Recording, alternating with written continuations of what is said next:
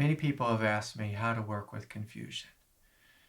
And if you step back and just look at the nature of confusion, confusion oftentimes shows up in two faces. I could do this or I could do that. I should go this way or I should go that way. I want to do this, but I'm feeling that. Confusion tends to show up with two faces, a this way and a that way. And these two ways, they're like fighting with each other and pulling each other apart. And as they do, what happens is that they pull this veil over your consciousness.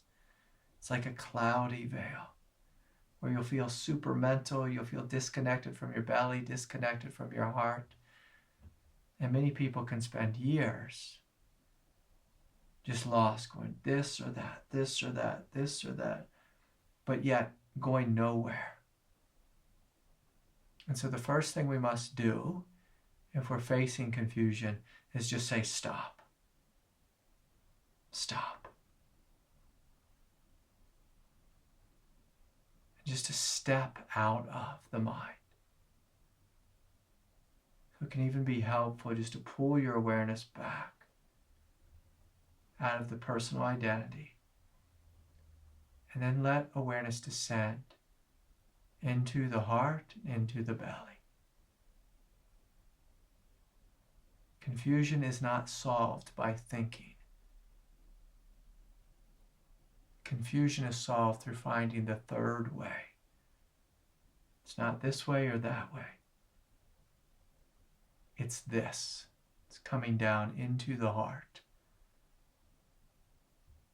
And listening to the most silent voice within your mind, within your being. Voices of confusion tend to be loud. This is the way, no, that's the way. This is the way, no, that's the way. It's literally a hell round. So you say stop, take the backward step, and just witness the craziness of the thinking mind. And then come down into the heart or down into the belly.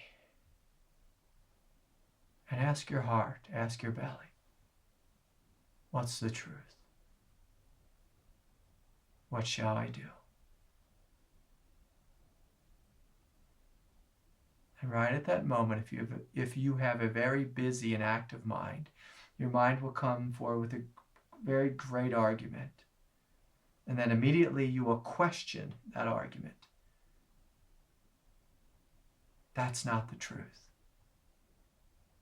So you say stop, you take the backward step, come down into your heart.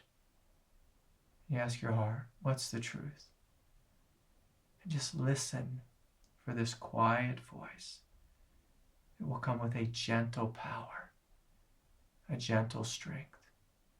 It will come with zero argument, zero defending.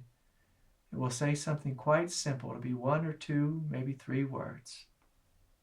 Something like, this way. It may say, forgive. It may say, let go. It may say, it doesn't matter.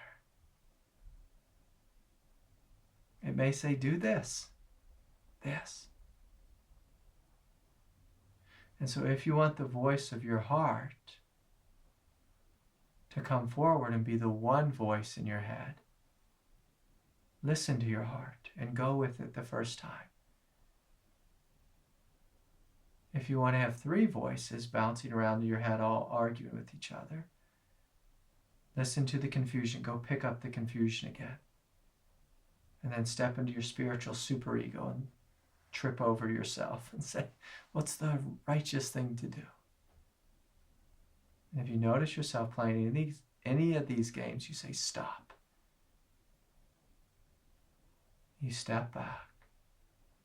You come down into your heart. Come down even deeper into your belly.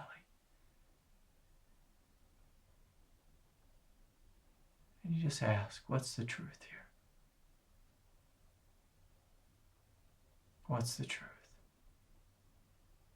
And so you listen for this quiet voice of clarity, the one that comes with no argument, no agenda, The voice of truth doesn't need to defend itself. You know it when you hear it. It's non-negotiable.